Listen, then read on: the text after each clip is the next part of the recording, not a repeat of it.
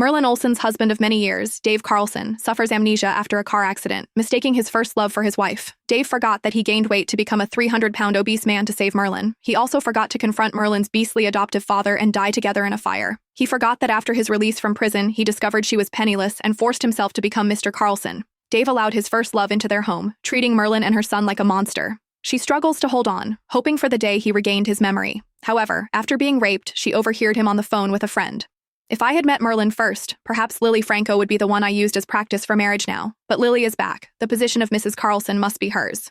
I should have pretended to be a thug. That way she would have learned her lesson. Merlin watched him slam the door on her, and her eyes suddenly welled up. She had no intention of putting up with a man like this anymore. Turning away, she went downstairs and started the car. Her child was waiting for her at home. The car slowly started moving. The cold night wind rushed in through the car window. This was the first time she hadn't disturbed Dave's good time since she learned he was faking amnesia, yet he had someone deliberately rear-end her car. Does it feel good to bully someone, Merlin? Lily was so scared until she couldn't sleep all night. Are you satisfied now? He grabbed her by the back of her collar and slammed her against the smoking hood of the car. Even if you misunderstand me as your husband, you shouldn't have driven Lily to such a desperate situation. She just returned to the country all alone and helpless. You're still torturing her like this. Are you trying to kill her? Human life matters most. How can you be so cruel and shameless? The hood of the car sizzled against her cheek, but Merlin seemed oblivious to the pain. Who had been the one being mocked from beginning to end?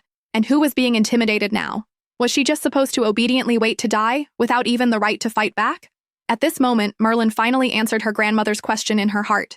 Because Dave no longer loved her. He had risked his life to donate bone marrow for her, served time in jail, and even gone to sea.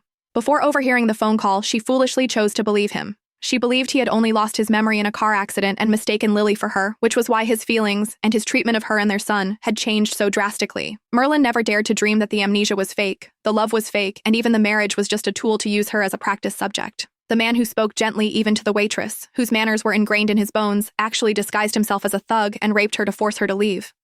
Thinking you're my husband. That's right. All these years it was just wishful thinking on her part, just a pathetic joke. She laughed, but unlike her usual gentle laughter, it revealed a calmer and more clear-headed side. Stop pretending to have amnesia, Dave. It's pointless. I'll only ask one question. Have you ever, even for a moment, truly liked me?